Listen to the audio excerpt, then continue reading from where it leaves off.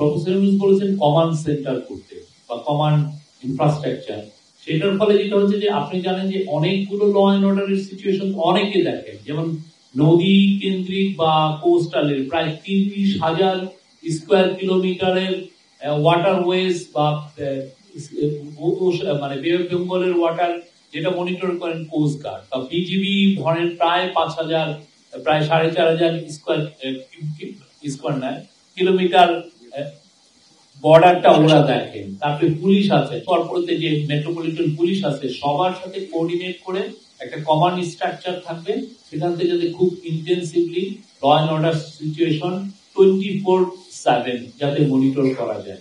কিছু একটা হলে যাতে সমস্ত রিসোর্স নিয়ে গভর্নমেন্টের ল অ্যান্ড অর্ডার সংক্রান্ত যতগুলো এজেন্সি যাতে কাজ করতে পারে, সেটার জন্য একটা কমান্ড সেন্টার করার কথা বলেছেন। মূল উদ্দেশ্য হচ্ছে ল অ্যান্ড অর্ডার সিচুয়েশন কিন্তু ইমপ্রুভ হচ্ছে, যার আরো একটু ইমপ্রুভ হয়। এবং এটা আমরা এই বছরে এটা একটা মানে এই ইন্টারিম গভর্নমেন্টের একটা বড় কাজ হবে, যে এইটা একটা খুবই ক্রিটিক্যাল একটা ইয়ার। আমরা অনেকগুলো পলিটিক্যাল প্রসেস, আমরা ডেমোক্রেটিক ট্রানজিশনে আছি।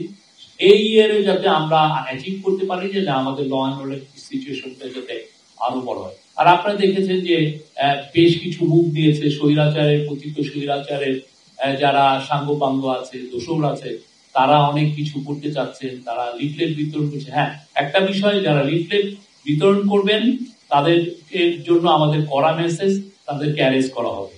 কারণ লিফলেটের মধ্যে যে সমস্ত কথা আছে সেটা খুবই খুবই মানে ল অ্যান্ড অর্ডার সিচুয়েশনকে হুমকি এফেক্ট করার কথা, মানে এটাকে আন্ডারমাইন করার, এদের বিরুদ্ধে ব্যবস্থা নেওয়া হবে।